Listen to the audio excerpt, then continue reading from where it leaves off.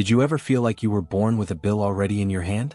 Like the moment you came into this world, somebody somewhere was already counting on you to feed the machine? It's not paranoia, it's the silent shame nobody talks about. That feeling when you open your wallet and there's this weight, this guilt that sits in your chest like smoke you can't cough out. You've been paying the minimum your whole life, right?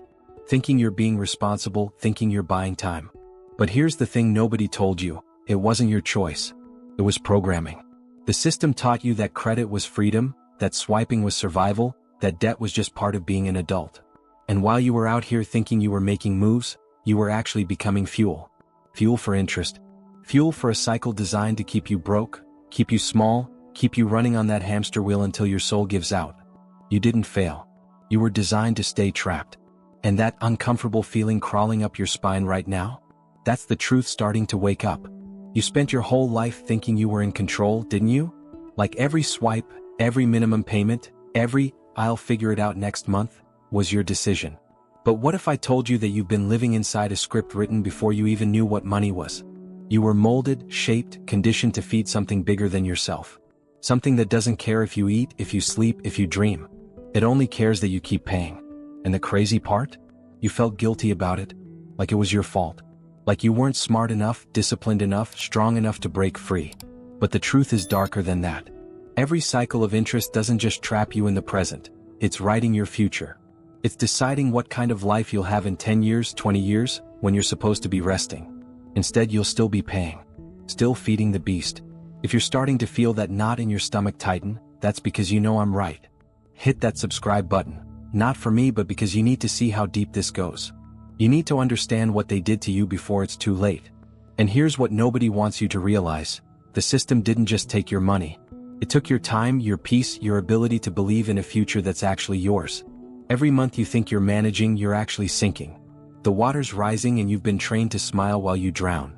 This isn't about budgeting apps or financial gurus selling you courses. This is about something way more sinister. Something that got planted in your mind before you even knew you had a choice. Let me tell you about someone. Could be you. Could be your neighbor. Could be that person you pass on the street every morning who looks fine but is dying inside. We'll call him Jake, but honestly his name doesn't matter. He's everyone. He's the symbol of what happens when the machine gets its hands on you early. Jake grew up in a regular household, nothing fancy, nothing terrible. His parents worked hard, paid their bills, and when he turned 18 they handed him his first credit card like it was a diploma. Build your credit, they said. You'll need this.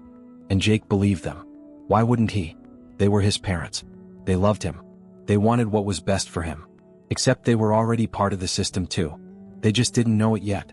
Jake used that card for small stuff at first. Guess, groceries. Maybe a pair of shoes when his old ones fell apart. And every month he'd get that statement in the mail, or later in his email, and he'd see that minimum payment sitting there like a suggestion. $25, 35, 50. Whatever it was, it felt manageable. It felt responsible. He wasn't maxing out his card like those reckless people, right?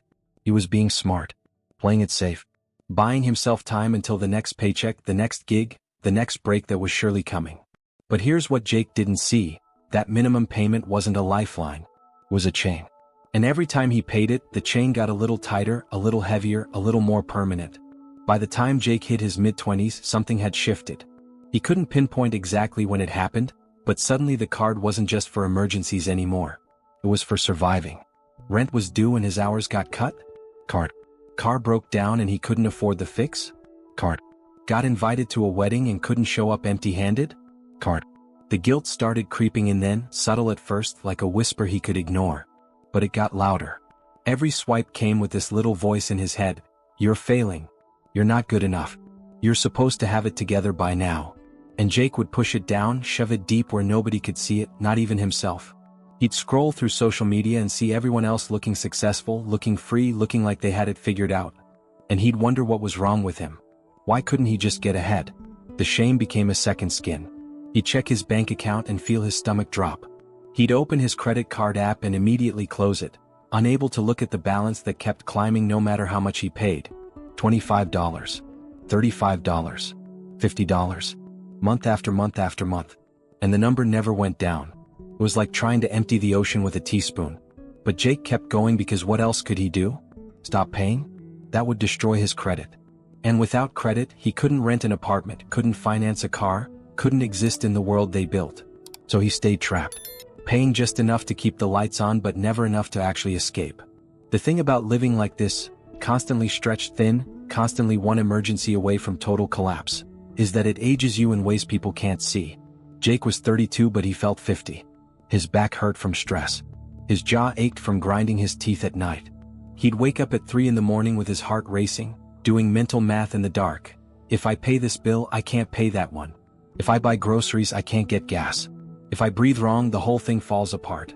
And during the day, he'd put on this mask, this performance of being fine. He'd laugh at jokes, make plans he knew he'd have to cancel, tell people, "I'm good man, just busy," when really he was drowning in quicksand and nobody could tell. The anxiety became his baseline. It wasn't panic attacks or breakdowns, those would have been too obvious, too dramatic. This was quieter, more insidious. It was the constant hum of dread that followed him everywhere. To work, to the grocery store, to family dinners where people asked him about his plans, his future, his life, and he'd have to smile and say something vague because the truth was too humiliating to speak out loud. "I don't have a future. I have payments. I have debt. I have this thing wrapped around my throat that gets tighter every single day and I don't know how to make it stop." And here's the part that really messed with Jake's head. He started to believe it was his fault. That he wasn't smart enough, disciplined enough, worthy enough to break free. He'd watch YouTube videos about financial freedom, read articles about people who paid off 6 figures of debt, listened to podcasts where entrepreneurs talked about their journeys from broke to wealthy. And instead of feeling inspired, he'd feel worse. Because if they could do it, why couldn't he? What was broken inside him that kept him stuck? The system was genius that way. It made you blame yourself for the trap it built. It made you think you were the problem when really, you were the product. Jake's relationships started to crack under the weight of it all.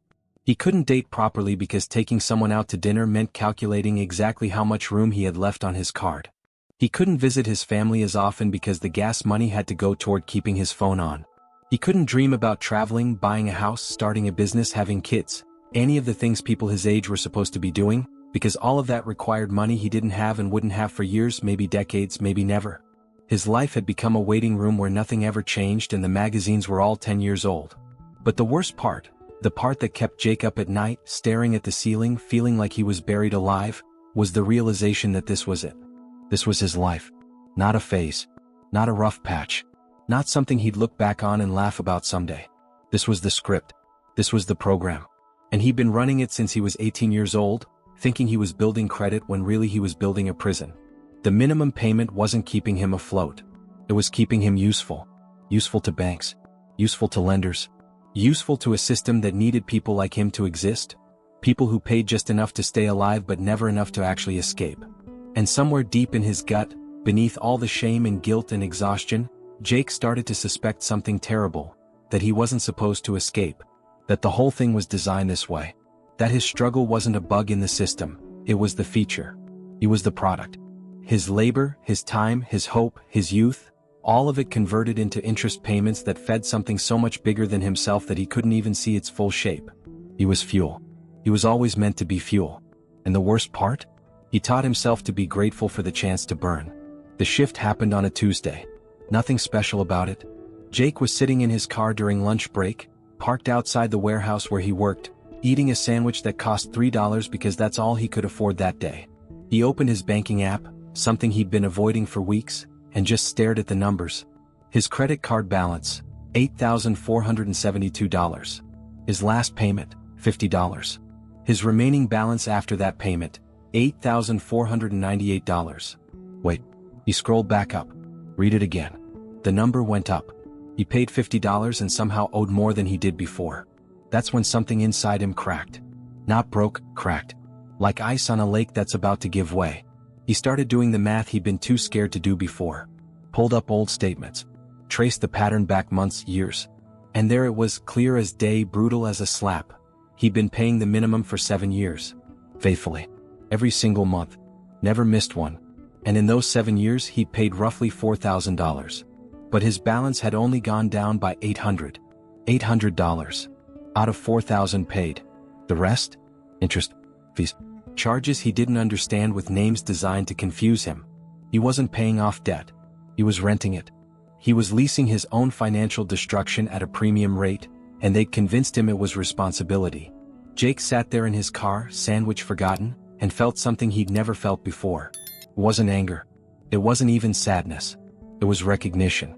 Like seeing a monster's face for the first time and realizing you'd been living in its stomach your whole life. The minimum payment was never about giving him time. It was about taking his time. All of it.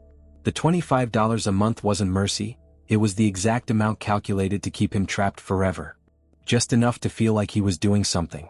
Just small enough that he could always find it, always scrape it together, always stay in the game. But never, ever enough to actually win. And then the bigger picture started coming into focus, piece by horrible piece. This wasn't just happening to him. This was everywhere. This was the blueprint. They taught it in schools, implicitly, quietly, through the absence of real financial education. They normalized it in families, parents passing down the same patterns they'd learned, the same mistakes dressed up as wisdom. They glorified it in culture, commercials showing happy people swiping cards, buying now and paying later, living their best lives on borrowed money. It was a religion and everyone was a believer. And the deity they worshipped?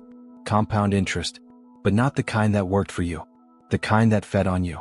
Jake realized something existential in that moment, something that made his hands shake and his vision blur. He was never supposed to be free. From the moment they handed him that first card, they'd marked him, tagged him, assigned him a role in a system that needed bodies to function. And his role wasn't to thrive. It wasn't even to survive, really. It was to pay. Forever. To work his whole life and have the majority of his labor siphoned off into interest payments that built someone else's wealth while he stayed exactly where he started. Or worse, further behind, because inflation kept moving the goalpost while his debt stayed frozen in place, growing, mutating, becoming its own living thing. The debt wasn't a problem to solve. It was a feature of his existence. It was woven into his identity now. When he thought about himself, debt was part of the equation. I'm Jake, I'm 32, I work at a warehouse, and I owe $8,000 that's actually going to be $15,000 by the time I'm done. Except he was never going to be done. That was the secret they didn't tell you. There was no finish line. There was only more. More cards to open when this one maxed out. More payments to juggle. More shame to carry. More years to sacrifice. The system wasn't broken, it was working exactly as designed. And he was the proof. He thought about all the hours he'd worked. All the overtime he'd picked up. All the weekends he'd missed, the birthdays, the moments with people he loved. Where did that time go? Into rent, sure. Into food. Into survival. But a massive chunk of it, years of his actual life converted into labor, went straight into interest. Into making rich people richer. Into feeding a machine that saw him as a resource to extract, not a human being with dreams and limits and a finite amount of time on this earth. They were eating his life. And he'd signed the papers that let them do it. The contradiction was suffocating. The harder he tried to escape, the tighter the system gripped. Every time he made progress, something happened. Car repair, medical bill, some emergency designed by chaos but exploited by the system. And he'd have to choose, use the card or lose everything. So he'd swipe. And the balance would climb. And the minimum would increase. And the cycle would reset. It was brilliant, really. Cruel but brilliant. They built a trap that felt like choice. A prison that looked like freedom. A death sentence that moved so slowly you didn't realize you were dying until you looked back and saw decades gone, nothing to show for it except receipts and regret. Here's what I need you to do right now. Drop a comment and tell me, when did you realize you were trapped? What moment made you see it? Because I know you've had one. Everyone stuck in this cycle has that moment where the fog clears and you see the machinery. Share it. Say it out loud. Make it real. And don't click away yet. Because what I'm about to tell you next is the part they really don't want you to understand. It's the part that changes everything. The debt isn't just stealing your money, it's stealing something way more valuable, something you can never get back. And once you see it, you can't unsee it. Once you understand what they've actually taken from you, the anger stops being abstract. It becomes fuel. So stay with me. We're going deeper. Let's talk about what debt really takes from you. Because everyone focuses on the money, right? The dollar amount. The balance that keeps climbing. The interest rate that sounds abstract until you do the math and realize you're paying double for everything you bought 3 years ago. But the money? That's just the surface. That's the part they let you see because it distracts you from what's actually being stolen. What debt really takes, what it's designed to take, is something you can't measure in dollars. It takes your time, your dignity, your identity, your sense of future. Your ability to dream without that immediate crushing weight of reality smashing it down before it even fully forms. Think about time first. Not clock time. Not hours and minutes. I'm talking about lifetime.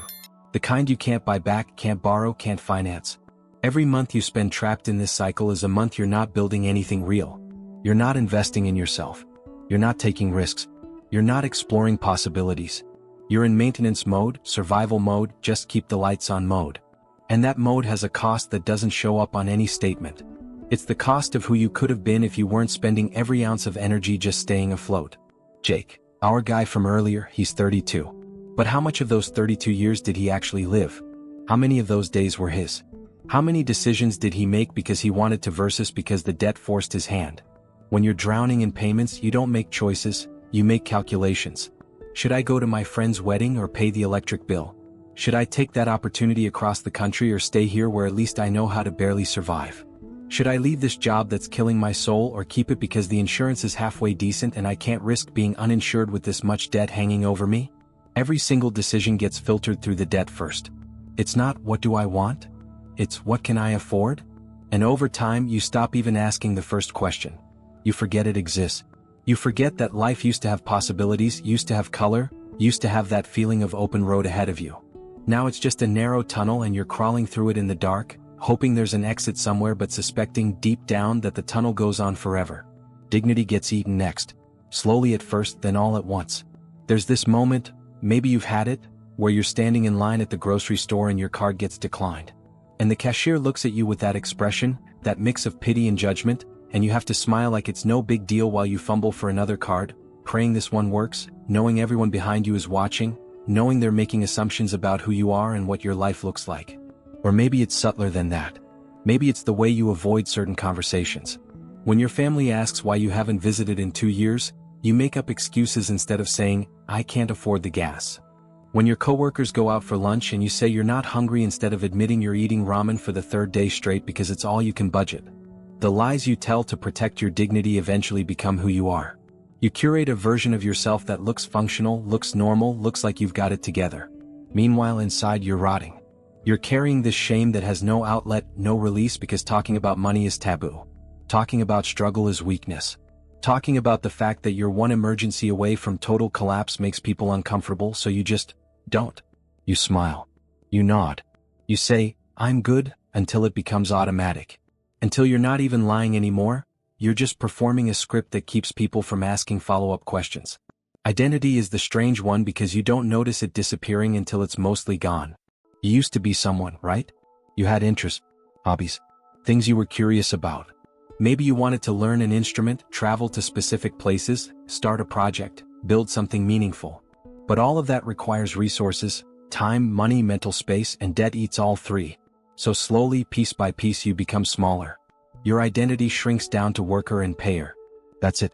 That's what you are now. You work to pay. You pay to survive. You survive to work. And somewhere in that loop, the person you were supposed to become just never shows up. They don't die dramatically. They just fade. They get postponed year after year until eventually you realize you're not postponing anymore. You're just never going to meet them. Jake used to paint. Did I mention that? Probably not, because by the time we met him in this story, painting wasn't part of his life anymore. He'd given it up years ago. Not consciously. Not with some big decision. He just stopped having time for it. Stopped having energy. Stopped having the mental bandwidth to create anything when his brain was constantly doing financial math in the background like a computer running too many programs at once, everything moving slower, everything harder to access. The paints dried up. The canvases got shoved in a closet. And one day he realized he couldn't remember the last time he'd made something just because he wanted to. Just because it felt good. Just because it made him feel like himself. That's what the debt takes. Yourself. The version of you that exists outside of economic utility. The system doesn't care about that version. It doesn't want that version. It needs you to be useful in a very specific way, as a generator of interest payments. As a body that shows up to work and produces value that can be extracted. Your dreams, your potential, your creativity, your joy, none of that factors into the equation. Those things don't have a line item on a balance sheet. So they disappear. And you let them disappear because you're so tired, so stretched, so completely consumed by the daily mechanics of survival that protecting your soul feels like a luxury you can't afford. The future gets stolen too. Not just your financial future, though that's obviously gone or at least indefinitely delayed. I'm talking about your ability to imagine a future that feels real. When you're trapped in debt, the future becomes this abstract concept that other people get to have. You see it in movies, in commercials, in your social media feed. People buying houses, getting married, having kids, starting businesses, retiring someday, going on vacations that aren't just 3-day weekends spent at home because you can't afford to go anywhere. And you watch all of that from the outside like you're a ghost haunting your own life, seeing what could have been if you'd been born into different circumstances, if you'd made different choices, if the system hadn't gotten its hooks in you so early and so deep. But here's the thing that makes it all so much worse. You start to believe you deserve it. The system is so good at making you internalize the blame that you actually start thinking this is your fault. You weren't disciplined enough. You weren't smart enough. You made bad choices. You should have known better. And maybe some of that is even true. Maybe you did make mistakes. But the difference between a mistake you can recover from and a mistake that ruins your life shouldn't be this extreme. The punishment doesn't fit the crime.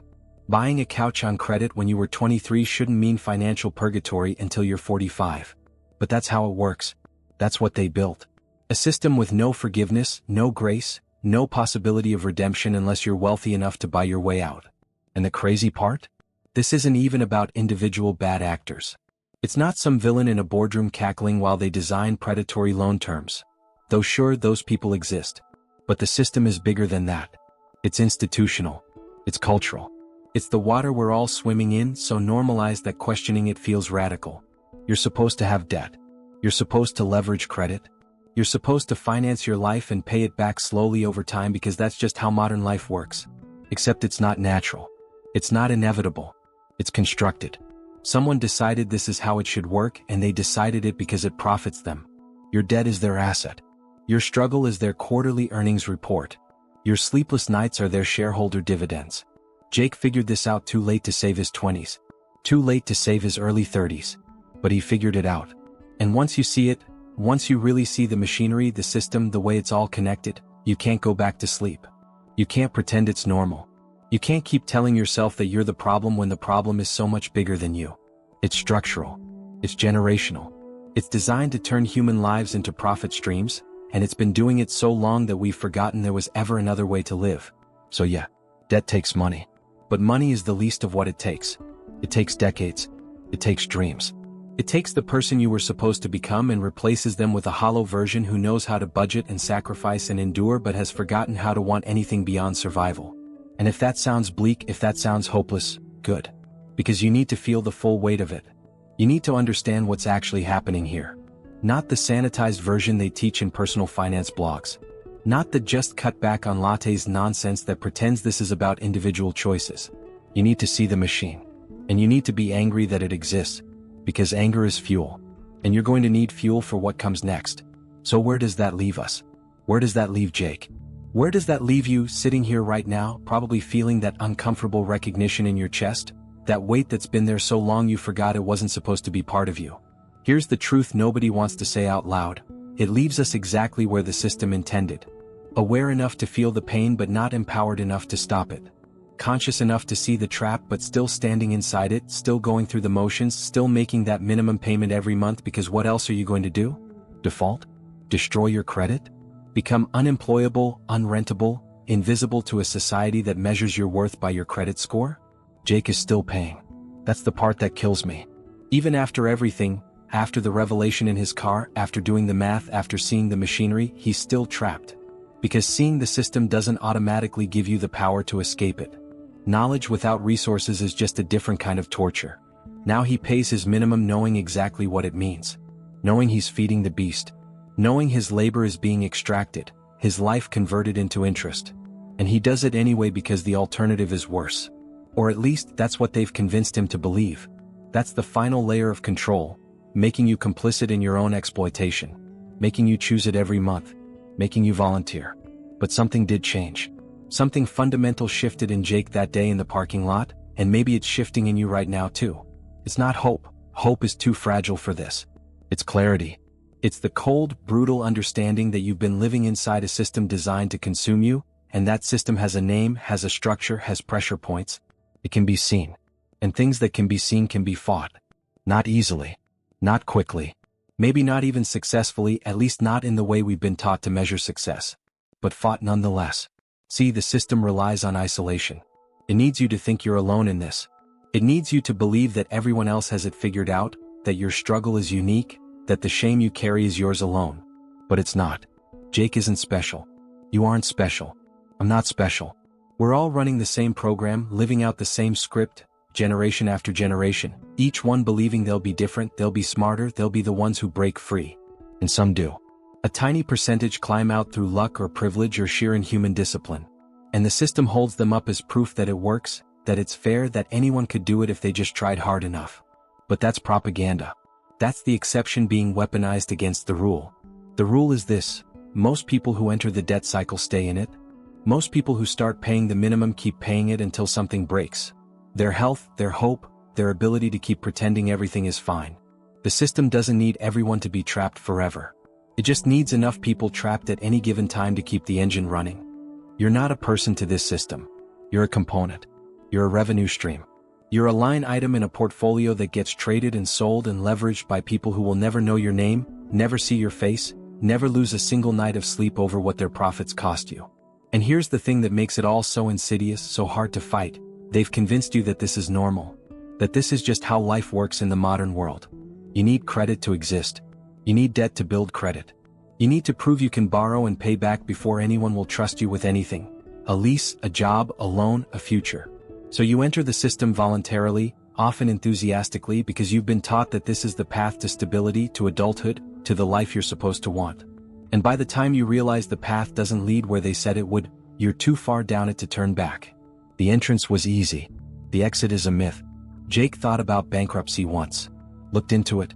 Read articles, watched videos, tried to figure out if it was a real option or just another trap disguised as a solution. And what he found was that even bankruptcy has been weaponized. They made it harder, more expensive, more shameful. They made it a scarlet letter that follows you for years, ensuring that even when you try to escape, you're still marked, still carrying the weight. The system has thought of everything. Every potential exit has been blocked, barricaded, turned into another way to extract value from your desperation. But, and this is important, understanding the system doesn't mean accepting it. Seeing the trap doesn't mean you stop looking for the way out. It just means you stop blaming yourself for being in it. You stop internalizing the shame.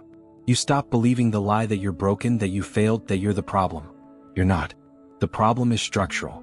The problem is intentional.